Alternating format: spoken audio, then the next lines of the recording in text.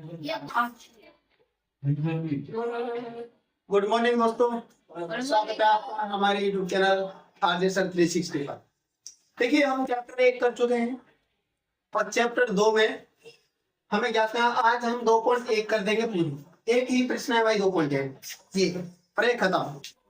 देखिए, देखा ना, बहुपद पी ऑफ एक्स के लिए y बराबर पी ऑफ एक्स, प्रत्येक स्थिति में पी ऑफ एक्स की शून्य ज्ञात कीजिए। क्या कह रहा है भाई? कुछ नहीं कह रहा, ठीक है। पी ऑफ एक्स यानी एक्स, तो मैं ये देखना है कि एक्स अक्ष पर जो ये रेखा खींची गई है ना, ये आरी तिरछी जो जा रही है, ये एक्स अक्ष पर प्रतिच्छेद कर रही है क्या नहीं कर रही? और कर रही है तो कितनी बार कर रही है? जितनी बार कर रही है एक्स अक्ष पर प्रतिच्छेद, उतने ही उसके शून्य होंगे। ठीक है, शून्य पूछ रहा है हमसे, कितने शून्य होंगे? देखिए भाई, पहला हमारा चित्र है ये, इसमें हमें शून्य ज्ञात करने हैं। शून्य तो एक्स अक्ष कौन सा है हमारा? ये वाला। इस पे देखो, ये जो लाइन खींची है, क्या इस पर कहीं काट रही है? नहीं है, मतलब एक बार भी नहीं काट रही। राज ऊपर देख, देख, ये जो रेखा है एक्स अक्ष है मेरा, यहाँ से यहाँ तक, इधर प्लस वाला इधर माइनस वाला।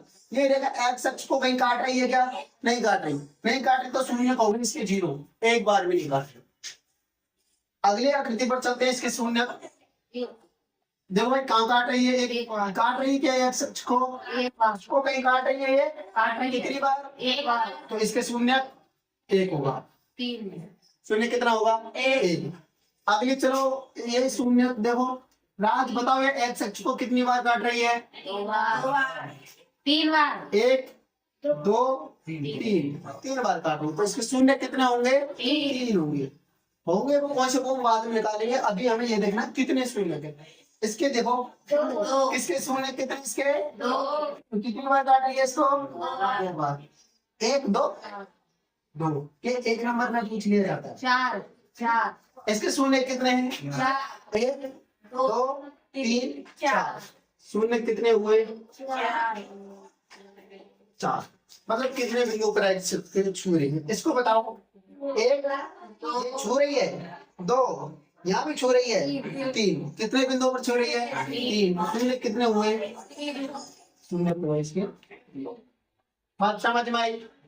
2.1 प्रश्नावली खत्म। समझ गए? छापो।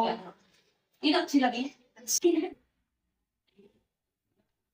ठीक है भाई, अब हम पढ़ते हैं 2.1। इसका कुछ फॉर्मेट पढ़ लेते हैं पहले हम। सबसे पहले आता है कि द्विघात बहुपद। देखो, द्विघात बहुपद, 2 घात में एक बहुपद है। क्या हुआ? द्विघात बहुपद, इसमें द्विघात बहुपद है ax square plus bx plus c। ये तुम्हें याद होना चाहिए, ठीक है। द्विघात बहुपद कौन सा होता है हमारा?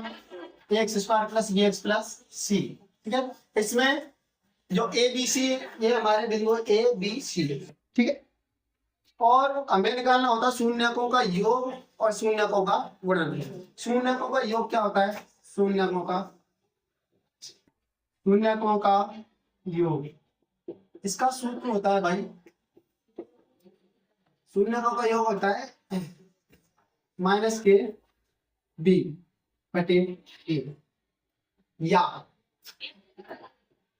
क्या होता है? माइनस एक्स का गुणांक,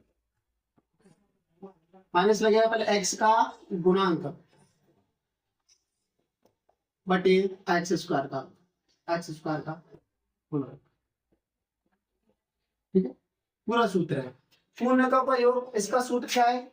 माइनस बी बटे ए, या ये मान क्या है? माइनस एक्स का गुणांक। तो माइनस लगा लिया मैंने, माइनस, इसमें एक्स का गुणांक कौन सा है? बी। एक्स का गुणांक बी बटे एक्स स्क्वायर का गुणांक, एक्स का गुणांक कौन सा है? ए। देखना, यही सूत्र आ रहा है, यही है। अब जो अगला होता है हमारा शून्यकों का गुणनफल। शून्यकों का गुणनफल c बटा a, या अचर पद बटे एक्स स्क्वायर का गुणन, ठीक है भाई। हम बार बार ये यूज करेंगे, इतना बड़ा यूज नहीं करेंगे अपन, ये वाले बार बार अपन यूज करिए। इसको नोट कर लीजिए, यही काम करने वाले हैं पूरे में। देखिए भाई 2.2 का हमारा पहला प्रश्न है। अभी मैंने आपको सूत्र लिखा दिया था, ठीक है। ठीक है ना, द्विघात बहुपदों के शून्य ज्ञात करो। शून्यकों तथा गुणांकों के बीच संबंध वो होता है जो हमने शून्यकों का योग और शून्यकों को गुणन लिखा है ना, गुणनफल, वो संबंध होता है इनका। ठीक है भाई, देखिए भाई पहले शून्य से ज्ञात करने होंगे। नाइन्थ क्लास में हमने पढ़ा है, हम गुणनखंड करते हैं, करते हैं ना। तो सबसे पहले हम कहते हैं व्यापक बहुपद यानी द्विघात बहुपद। द्विघात बहुपद क्या, कौन सा बताया था मैंने? X square plus b x plus c बोलना हर बार लंबी, हर बार लिखना है, हर बार। देखो ये हमारा समीकरण है, ये हमारा द्विघात बहुपद है। इसमें देखिए भाई तुलना करिए, यहाँ एक्स स्क्वायर है, यहाँ पर भी एक्स स्क्वायर है। एक्स स्क्वायर के आगे क्या है? यहाँ पर एक, यहाँ पर क्या है? एक्स स्क्वायर के आगे कुछ नहीं है, तो एक नहीं, एक होता है, कुछ नहीं है। अगर एक्स भी ना होता है यहाँ तो जीरो होती है। अच्छा यहाँ पे बी है हमारा, एक्स के आगे कौन है? बी। यहाँ कौन है एक्स के आगे? -2, चिन्ह सहित माइनस का चिन्ह, तो माइनस कर चलेगा। यहाँ सी, यहाँ कौन सा सी का जगह? ए बी सी के मान आए मेरे पास, कोई दिक्कत? यहाँ तक ए बी सी के निकालोगे, राज निकाल लेगा ए बी सी के मान। पता पड़ेगी, क्या करें, पता पड़ेगी। नहीं है भाई, आप सबसे पहले करना होता है ना ए गुणा सी, लिखे मत ए गुणा सी। ए गुणा सी क्या होता है हमारा?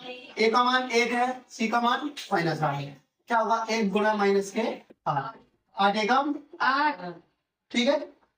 अब 8 के करेंगे हम क्या? 8 करो 2 4 2 कितने का है? 2 गुणा 2 गुणा 3 है ना।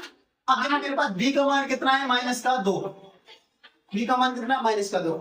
मुझे ये -2 का मान निकालना है इसके जरिए। आप इनको जोड़ो, घटाओ, तोड़ो, फोड़ो, कुछ भी करो, मान आना चाहिए इसका -2। अब कैसे आएगा भाई?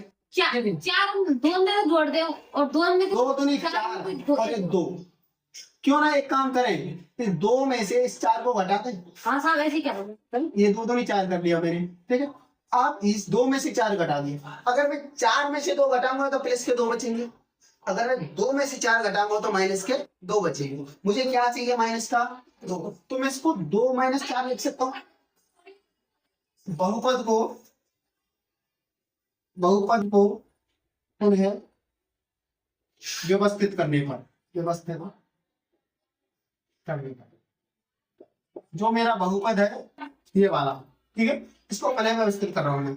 एक देखो भाई क्या है? एक्स स्क्वायर प्लस, या प्लस लिखना है। अब हम कोष्टक लगाएंगे। जो -2 था ना मेरा, इसकी जगह मैं क्या लिख सकता हूँ? 2 - 4 इधर, 2 - 4 इधर। -2 था, -2 की जगह मैं क्या लिख रहा हूँ? 2 - 4। कोष्टक बंद। एक्स माइनस के 8, एक चीज समझ रहा हूँ, एक्स स्क्वायर, एक्स का अंदर गुणा करूँ, एक्स का पहले 2 से होगा, 2 गुणा एक्स 2x माइनस 4 का x से 4x माइनस के, तो दिक्कत जोड़े बनाओ, इसका इससे, इसका इससे। यहाँ से कोई संख्या देखो कौन सी कॉमन है? यहाँ 2 है, यहाँ 1 है, तो संख्या तो कॉमन नहीं आ रही, कोई बात नहीं। x कॉमन आ रहा है देखना, एक्स यहाँ भी है और यहाँ भी है, तो वो 2 स्क्वायर है ना, स्क्वायर का मतलब एक्स एक्स के 2 है। अच्छा, तो एक ले सकते हैं हम, तो एक यहाँ पे ले लियो, एक यहाँ पे ले लियो, ठीक है। तो यहाँ तक एक हो चुका होगा एक्स प्लस, यहाँ तक ही चलेगा तो छोड़ो, कोई दिक्कत? यहाँ देखो संख्या देखो कौन सी है, 8 है, 4 है, 4 को मना सकते हैं, 4 को बढ़ा 8 है, 4 दूनी 8, इसमें से 4 निकल सकता है, 4 को तो ये माइनस है जहाँ, तो -4 माइनस के 4 कॉमन लिया। जब मैंने माइनस का कॉमन ले लिया है ना, बाहर जाके माइनस कॉमन है तो अंदर के सारे चिन्ह पलट जाते हैं, प्लस वाला माइनस का हो जाता है, माइनस वाला प्लस का हो जाता है। चलो भाई 4 एकम 4, 4 से 4 गया तो x बचाएगा, माइनस का तो प्लस 4 दूनी 8, x+2 x+3 याद रहेगा जब तुम ये कॉमन लेते हो तो ये दोनों मान बराबर आने चाहिए। अगर ये दोनों मान बराबर आ रहे तो तुमने कॉमन सही लिया है। अगर मान ये बराबर नहीं आए तो हमारे कॉमन में कहीं ना कहीं गलती है। ठीक है, समझे? और यहाँ से तो ले लेते, यहाँ गड़बड़ी होती है 30,000 तक।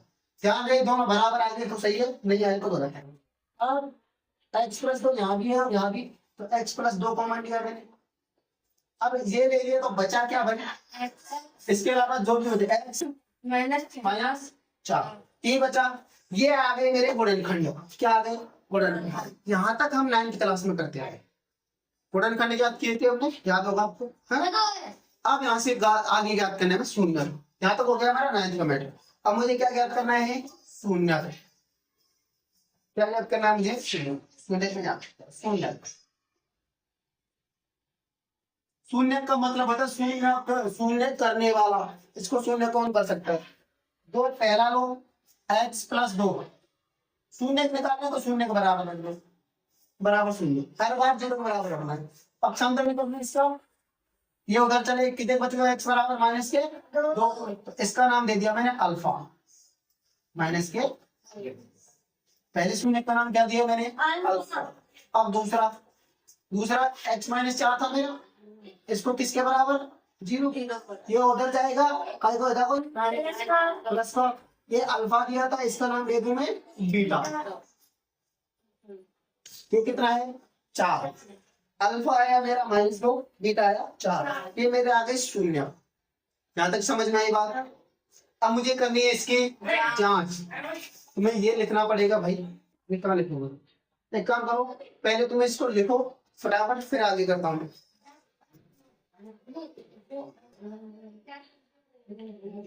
देखो भाई, हमने शून्य ज्ञात कर लिए। एक तो अल्फा बराबर -2, बीटा बराबर 4 आया हमारे पास। कोई दिक्कत यहाँ तक? अब हमें सत्यता की जांच करनी है। सत्यता की जांच, अगर वो आपको बोले कि शून्य ज्ञात करो तो शून्य तो भाई यहाँ तक ज्ञात होते हैं। गुणनखंड की बोले तो यहाँ तक करना है। ये क्या हो गया? गुणनखंड। शून्य की बात बोले तो यहाँ से आगे यहाँ तक करेंगे। अगर बोले सत्यता की जांच भी करो तो फिर हम आगे। मैंने अभी लिखाया था शून्यकों का योग, लिखाया था शून्यकों का योग। ये लिखाया था मैंने -b/a।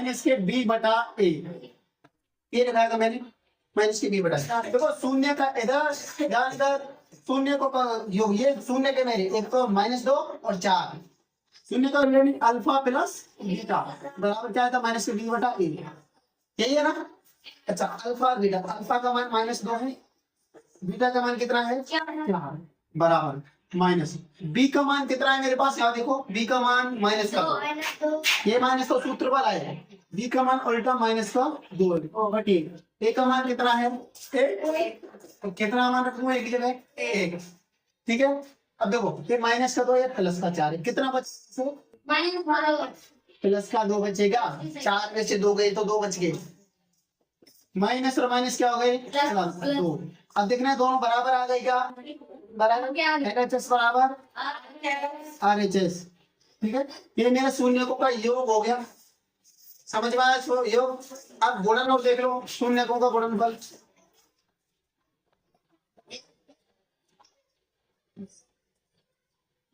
शून्यकों का गुणनफल ये होता है C/A। गुणनफल यानी अल्फा गुणा बीटा बराबर C/A। अल्फा का मान -2, बीटा का मान 4, सी का मान -8 है, सी का मान -8, ए का मान 1, 4 दूनी 8 और -8। LHS बराबर। अगर दोनों मान हमारे सही आए हैं तो हमारे गुणनखंड एकदम सही है। शून्य बिल्कुल सही है। बात समझ में आई? नोट करिए।